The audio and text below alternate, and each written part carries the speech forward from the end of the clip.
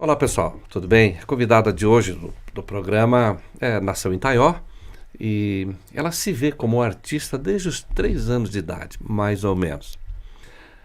Se perguntar para ela hoje, ela se considera artista. E tem passagens na sua trajetória de vida praticamente o tempo todo em todas as áreas das artes.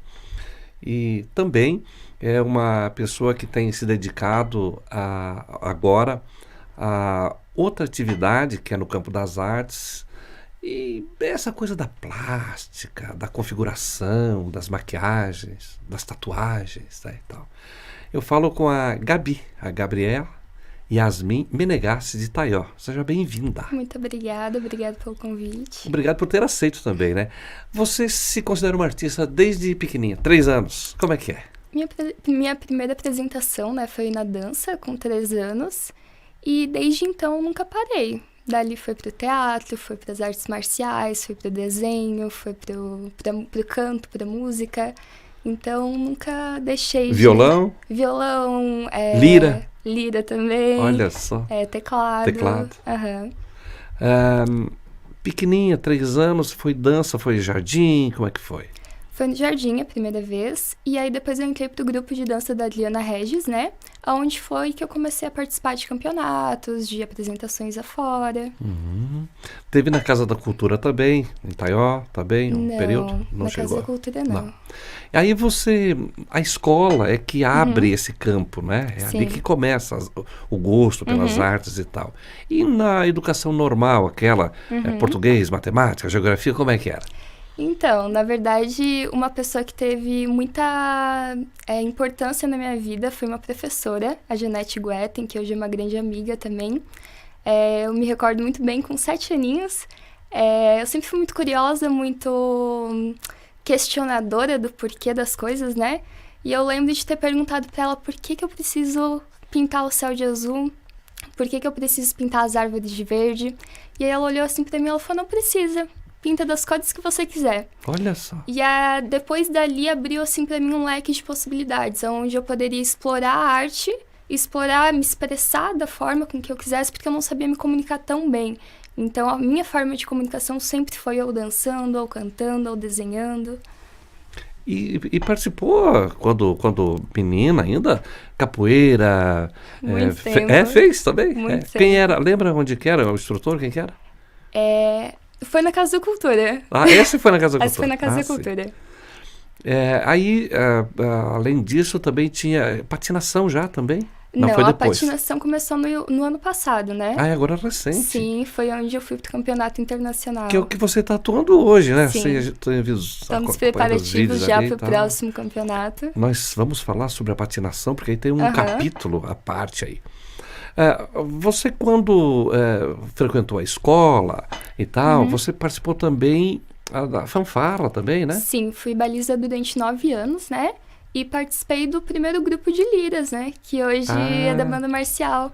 E tenho muito orgulho, assim, de perceber como começou como uma fanfarra pequena e hoje já é reconhecida como uma grande banda marcial mesmo do município. Referências, né? Referência, ficou sim. Muito, muito bom. Participou de campeonatos também, que tinha Também. aí de fanfarra. Lembra de alguns aí?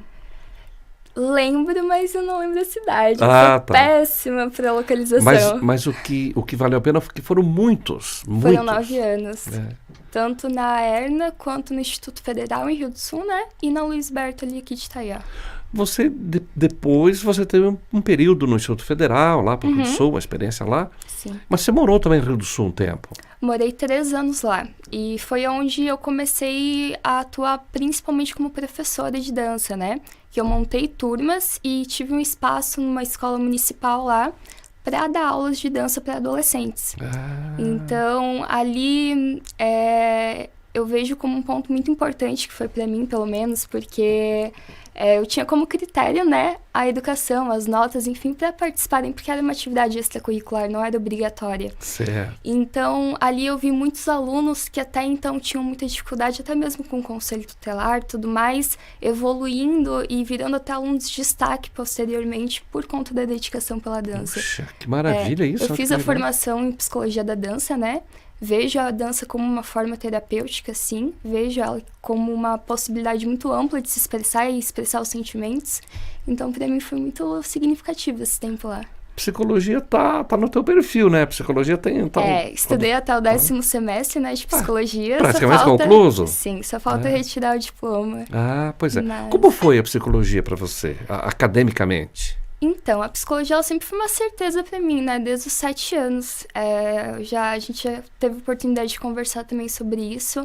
Mas a minha mãe passou por depressão, então para mim poder entender ela, entender o que passava, eu sabia que eu não poderia talvez ajudar diretamente, mas eu queria entender o ser humano e as suas complexidades.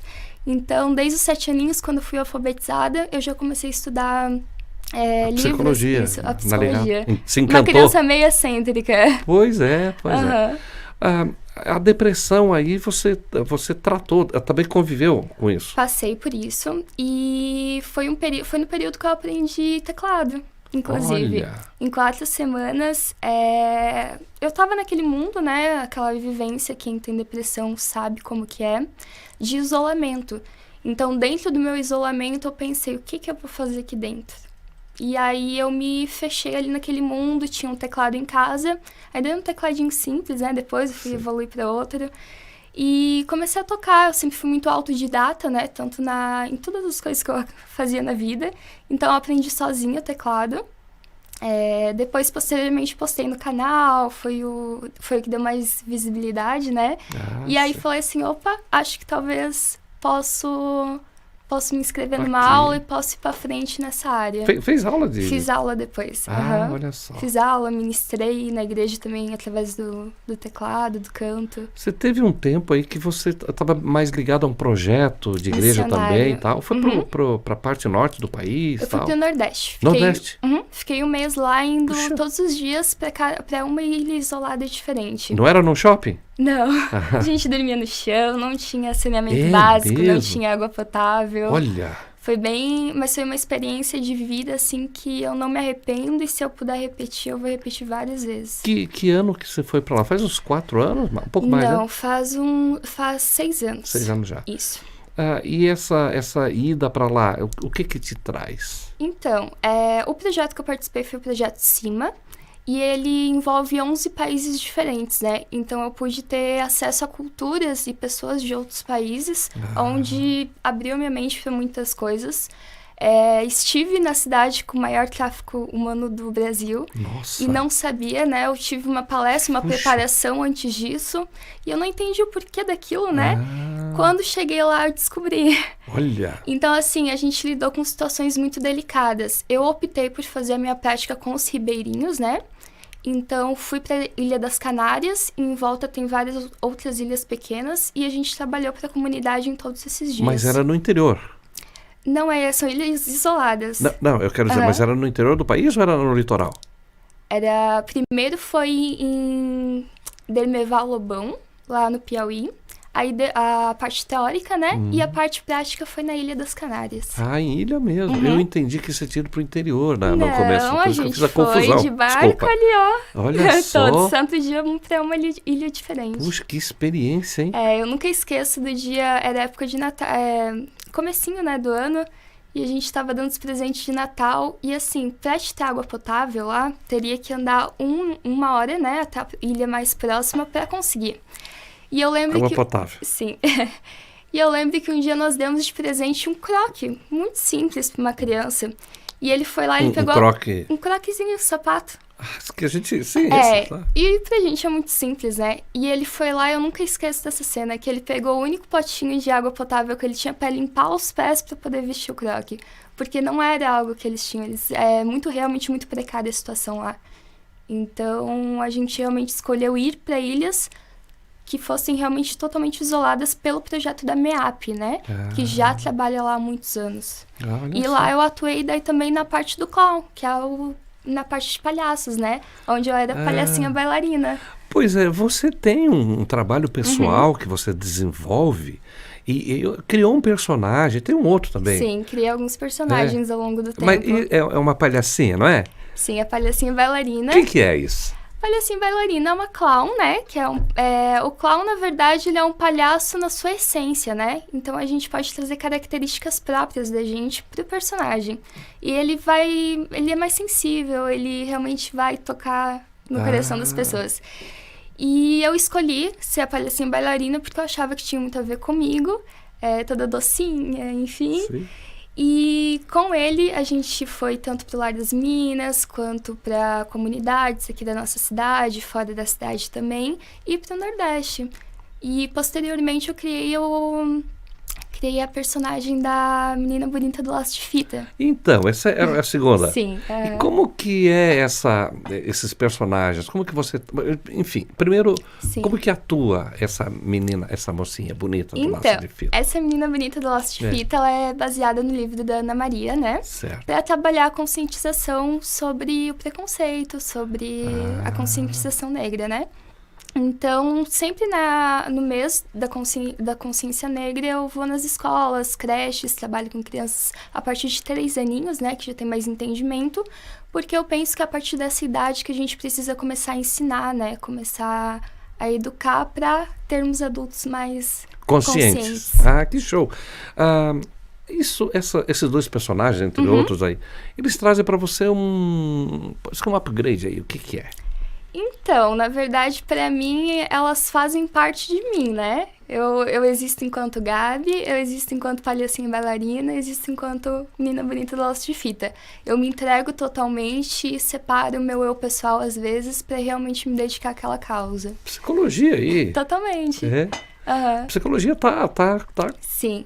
Contigo mesmo, né? Sempre foi comigo, tanto que por 2 anos, né, eu participei do projeto Bem Viver, onde a gente ia semanalmente, né, nas escolas, fomos em todas as escolas de Rio do Sul. Esse é da Unidade, né? Da Unidade, o projeto Bem Viver, que foi fundado pela doutora Cíntia Ada, e eu tive o privilégio de participar, né? E foi muito legal, assim, porque a gente pôde, até por eu ter passado essa experiência da depressão, nós fizemos um projeto para prevenir o suicídio, né? Em adolescentes. Infantil não tem? Então, houve um caso específico onde uma criança cometeu suicídio e a gente teve que adaptar o projeto. Puxa. Para poder falar, porque cada idade tem que ser falada de uma forma diferente, né? Então, o nosso projeto era voltado para adolescentes do ensino médio. Mas nessa ocasião a gente teve que abrir essa exceção. Você tinha uma equipe, ia sozinha? Como que era? Não, eram equipes. Nós sempre íamos em 2 pessoas. Segue um padrão acadêmico também? Tinha um grupo, né? E nós nos dividíamos nas escolas. Sempre tinha que ter 2 pessoas, por quê? Durante as dinâmicas poderia ocorrer algum incidente, alguma crise. Então, uma pessoa teria que dar continuidade ao projeto e outra teria que amparar quem precisasse. Então, a gente sempre teve muito cuidado com a parte psicológica, tanto que nos termos, né, do projeto, se alguma fala causasse qualquer dano, né, à pessoa, a gente encaminharia para a Unidade e trabalharia isso com a pessoa, né? Já que estava trabalhando com convênio, com a Unidade... É uma questão de ética, na verdade, né? A gente não pode sair e deixar a pessoa lá desamparada e ter despertado um gatilho nela. Mas você também, aparentemente, vivenciou Vivenciei. um período que estava em depressão e tal, que é a experiência que você conta, não é? Sim, que foi um período que eu tentei também tirar a vida, e por isso que foi uma causa que, para mim, até hoje, ela é muito, muito especial, eu acredito. Porque hoje eu vivo bem, amo viver, amo a vida. Então, quando a pessoa ela tá em depressão, ela enxerga só o fim, ela quer encerrar a dor. Olha. E eu gosto de mostrar para as pessoas que tem possibilidade. Como é bom viver, né? Tanto que eu fiz essa tatuagem, né? Não sei se vai dar pra ver. Que foi após esse período. Pra mim sempre olhar assim, continue. Quando eu olhava, que eu tava triste, eu olhava pra ela e falava, eu já passei por isso. Eu consegui superar isso. Então eu consigo de novo. Puxa vida. As tatuagens também estão acompanhando o seu dia a dia, né? Então, tem tido uma procura lá por tatuagens sim. e tal. Isso é uma coisa que tem uma tendência mundial, o mundo todo tem, né? Tatuagens, épocas, eras, povos. Como é que é isso? Então, eu sempre desenhei, né? Sempre gostei de arte. Um belo dia, fui colocar um piercing, tinha um tatuador lá, eu falei, você me ensina a tatuar? Tem curso? consegui um curso, depois, posteriormente, fiz com a Renata Jardim, que é uma das maiores tatuadoras do Brasil, né? E foi muito interessante porque nunca foi o meu intuito trabalhar com a tatuagem, mas pelo alcance das redes sociais que eu consegui com o tempo, as pessoas foram vendo e foram me pedindo. Tanto que eu falava, gente, vocês são loucos? Eu falei, tinha gente que vinha assim fazer a primeira tatuagem comigo. Olha só. E eu falava assim, tá bom, eu falei, vamos lá. Então, primeiro me capacitei, né? Fiz todos os cursos, comprei todo o equipamento adequado para depois começar a fazer os atendimentos. Dói? Hã? Dói? Dizem que comigo não dói. Ah, é? Mas depende. Mas também depende da região. todo mundo é novinho, vai lá, só jovem, adolescente, não é? Já tatuei uma senhora de 82 anos. Como é que é? Sim. É mesmo? E foi uma história muito, muito linda, assim, que essa tatuagem foi um presente pra ela, porque ela tinha acabado de perder uma gatinha. Uma gatinha? Sim. Olha isso. E era o que fazia companhia pra ela. Certo. Então, eu tatuei uma gatinha no pulso dela, com um coraçãozinho, e eu sempre me recordo que ela abraçava aquela tatuagem, ela falava, minha gatinha, minha gatinha, minha gatinha. E foi uma forma de aliviar. Forma de superar o luto pela perca da gatinha dela. Vai se habituando com os bichinhos, né, e tal. Porque nessa idade, às vezes, as pessoas se sentem muito sozinhas, né? Então, principalmente depois que já perde o marido, a família já não mora mais junto. Então, os animais acabam fazendo parte, né, e tal. Mas quem procura tatuagem, são os temas, os assuntos são variados, né? Os motivos também. Então, muita gente me procura porque eu estudei psicologia. Olha só. Confesso. Eu escuto todas as histórias possíveis enquanto eu tô tatuando. Acabo criando vínculos muito fortes com os meus clientes, que posteriormente eles acabam abrindo as suas histórias, né? E se identificando com ali uma coisas. Intimidade também, né? Sim, durante o processo eu acho que é muito natural, né? Quando eu sempre tive essa facilidade para conversar com as pessoas. Então, é uma coisa assim que pra mim é bem terapêutica, é um trabalho que foi um presente pra mim. Porque é algo que pra mim não dá trabalho. Foi uma descoberta. Mas você cria a tatuagem também? Você tem... Como que é? Então, depende do pedido. Tem pessoas que pedem pra mim criar. Já teve gente que chegou e falou, eu quero que você escolha uma tatuagem pra mim surpresa. Olha. Estou confiando em você. Por isso que eu falo, tem os clientes que são loucos. Mas amo todos eles, né? Mas é muito interessante. Tem pessoas que vêm com ideias prontas, tem pessoas que pedem pra mim modificar e tem pessoas que pedem pra mim criar também. E remover também? Remover não. Remover eu não faço, mas eu faço a cobertura de muitas tatuagens. Houve um período que a pessoa tinha o nome perfil, do ex escrito, aí teve que apagar, assim. Modificar e isso tal. Semanalmente. Olha só. Não há um arrependimento aí? Então como é que é? Então, na verdade, antigamente eu falava, nunca tatue nome de namorado, de pessoas, né? Mas hoje é muito fácil cobrir, então... Então tá fácil. As pessoas vão lá... Que é a modernidade, né? Tá um ciclo que se encerrou, que não faz mais sentido. Então, normalmente eu tento até buscar uma tatuagem com um significado para aquela pessoa de renovação, né? Para que ela possa superar também esse ciclo e começar uma fase nova. O que normalmente se tatua? O que são datas, nomes, figuras? Tudo. É mesmo? Tudo. Eu tenho todos os estilos, assim. A única parte que eu não abranjo é o realismo. Mas o fine line é o principal, né, que eu faço. Agora eu preciso aprender aí.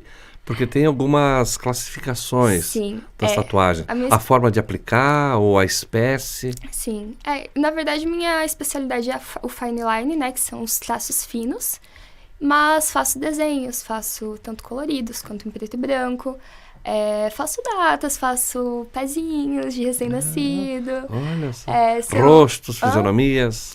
Então, eu faço só que mais numa forma caricata, né? Eu não trabalho tanto com realismo. Não é uma parte que eu me identifico, assim. Você tem várias tatuagens, né? Tal. A pele, né? Você tem a pele negra e tal. Tem a pele mais branca, outro tem a pele mais escura. Como que é? Então, na verdade, eu precisei estudar também sobre isso, porque até então a tatuagem pro negro era algo que ou era muito marginalizado, né? Certo, sim, tranquilo, sempre foi, né? Isso mesmo. E também muita gente tinha esse questionamento, na pele negra vai aparecer? Não vai? E sim, aparece. Claro que sim, e dá pra fazer um trabalho excelente. Deve pelas suas, né? Obrigada. Tem perfis no Instagram também que falam exclusivamente sobre a arte em pele negra, que eu acho muito bacana até procurar e... Que show! Olha só. Me parece... Nós estamos deixando aqui para falar sobre a patinação, que é o AP agora, né? Sim. Mas você teve outras experiências aí, foi teatro também, né? Teatro, Como que foi o teatro? O teatro foi a forma com que eu consegui mais me expressar, né? Largar um pouquinho os meus problemas e assumir quem eu quisesse ser, quem eu pudesse ser naquele momento. Então é muito legal, às vezes. Por isso eu acho que eu me identifico tanto com as personagens. Porque é um momento em que eu consigo criar alguém que eu gostaria de ser naquele momento, assim. Ele me dá uma ampla variedade de opções de ser. Peça que marcou, assim, o personagem que você marcou e tal? Pra mim, eu acredito que foi a Ópera Negra. Ópera Negra. Isso, que eu acho que teve um impacto social muito grande, que aconteceu lá em Rio do Sul, na Fundação Cultural. Aqui em Itaió também teve Deu a Louca em Romeu e Julieta, né, do Volney Tives. Pois é, Deu a Louca em Romeu e Julieta. Romeu e Julieta, foi no Romeu Festival tá de aqui na região aqui e tal, né? Então, por aqui. Você participou do Festival de Esquete? Participei. Vários? Alguns, 2, 3? Né? Alguns, mas o mais marcante foi essa peça com o Volney. Tá, essa de Rio do Sul, ela tratava também do tema racismo e tal. Sim. Acho que, não sei se religião ou ideologia. Então, o que ela trazia? Na verdade, a raça negra, né, ela traz consigo uma raiz histórica forte, e né? forte, muito né? Forte, presente, né? Isso. E tinha muito da fé, a Umbanda, o Candomblé. As religiões também. As religiões, Então, nessa ópera negra específica, a gente mostrou de uma forma não didática e imposta, mas sim mostrar um leque de opções de fés que existem, mas mostrar de onde se originou a fé negra, né? Isso desde a escravidão. Que é uma característica.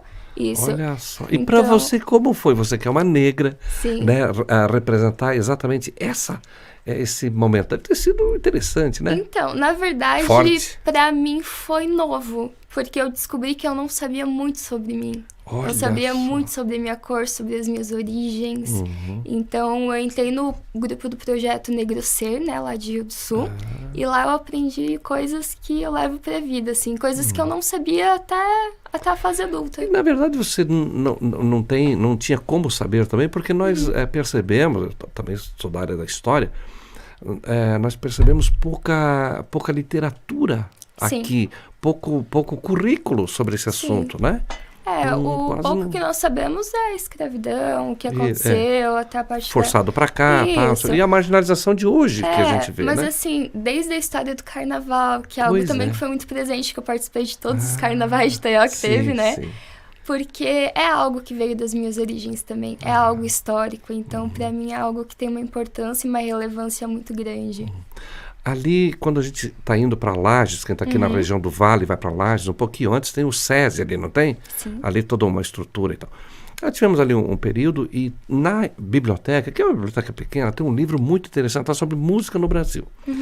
Não lembro do autor, mas é catarinense. E esse livro traz o carnaval, entre várias coisas. Eu vi ali depois, confirmei o que está dizendo no livro. Estava no Uruguai, nos estudos lá, fazendo mestrado lá, com a minha esposa também.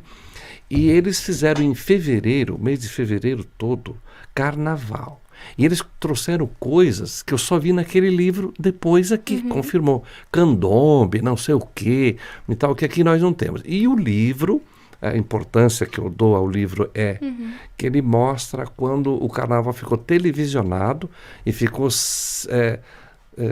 vamos dizer assim, segmentado naquela expressão escola de samba, Rio de Janeiro, e acabou com o carnaval. Acabou.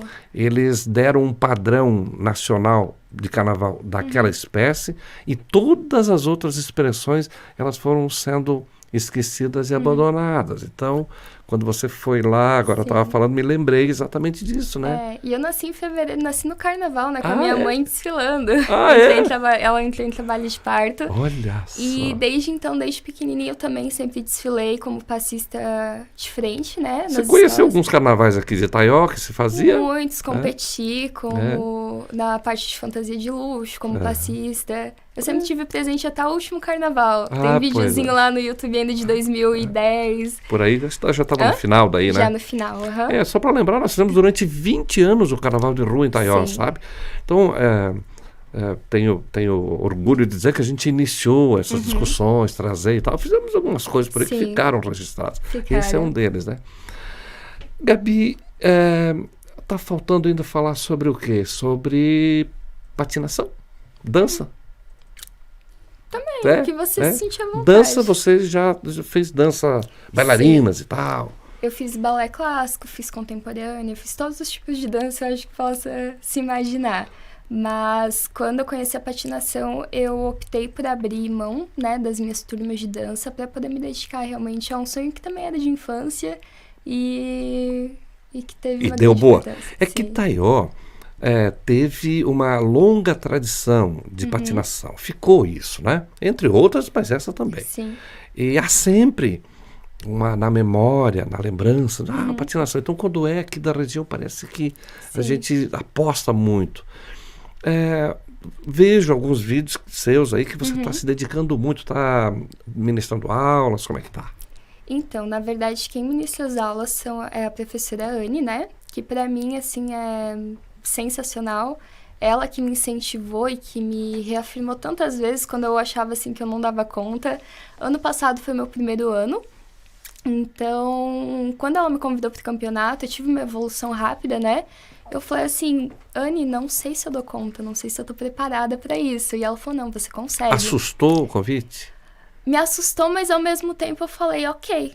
Ela falou, eu acredito em ti. Eu falei, então tá, então mas você tinha já treino, já tinha esse preparo? Pouquíssimo, né? E não sabia da história da patinação na nossa cidade. Então, não conhecia? Não, eu conheci através de uma amiga, né, a patinação.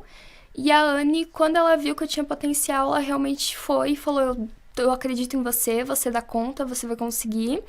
E no mesmo ano em que eu iniciei, eu fui pro primeiro campeonato internacional, onde eu consegui as 2 primeiras colocações, né, em primeiro lugar. Temos as medalhas, né? Parabéns, foi festejado já também. E com muito orgulho, né, levei a bandeira de Itaió pro pódio. Eu sempre tive muito orgulho de representar Itaió em todas as expressões de artes que eu fiz. Primeiro lugar, né? Puxa, 2 vezes. 2 vezes, isso. Né? E esse ano eu vou pra 4 categorias também. Puxa vida. Um pouquinho mais avançada. Que época que é?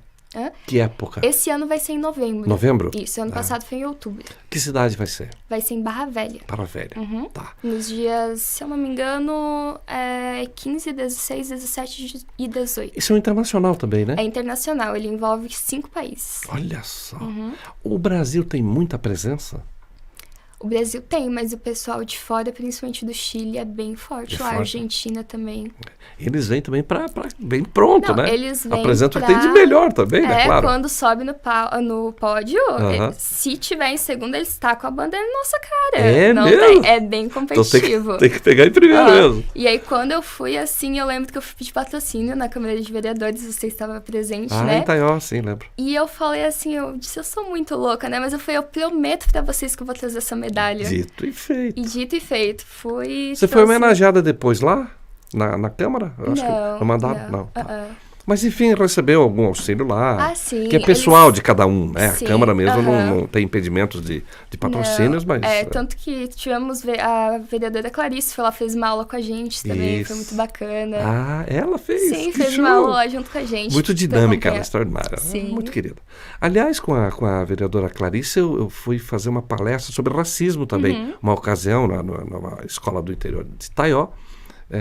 E ela nunca tinha sido... ainda esse assunto não tinha sido trazido para ela, racismo, ela sendo uma negra também e tal, né? Sim. E foi um momento muito interessante. Essa coisa do racismo nos angustia às vezes, porque nos incomoda, né? Pois é, então, eu tive uma situação bem chata. Interessante, assim, até. Porque eu sempre a minha mãe foi uma pessoa que tinha muita voz nisso, né? No município. Então, eu sempre me abstive um pouco de falar sobre isso. Eu sempre me poupei um pouco mais, me reservei, né? Até não queria entrar numa militância. E também não tinha muito entendimento sobre o assunto. E aí, durante uma conversa na faculdade, né, de psicologia, sobre a temática, foi questionado sobre cotas raciais e tudo mais, e eu vejo até hoje que é visto de uma forma muito errônea, né? As cotas. Porque o pessoal não estuda realmente a Sim. fundo o porquê disso. Mas, enfim, é uma questão, né, à parte. E aí, eu me aguentando pra não falar, me aguentei, daqui a pouco foi preciso falar. Eu disse assim, então, porque eles falaram que não tinha. Hoje em dia, todo mundo tinha oportunidades iguais de entrar nas universidades. Certo. E aí, eu pedi pro pessoal olhar em volta da sala. Era uma sala muito grande.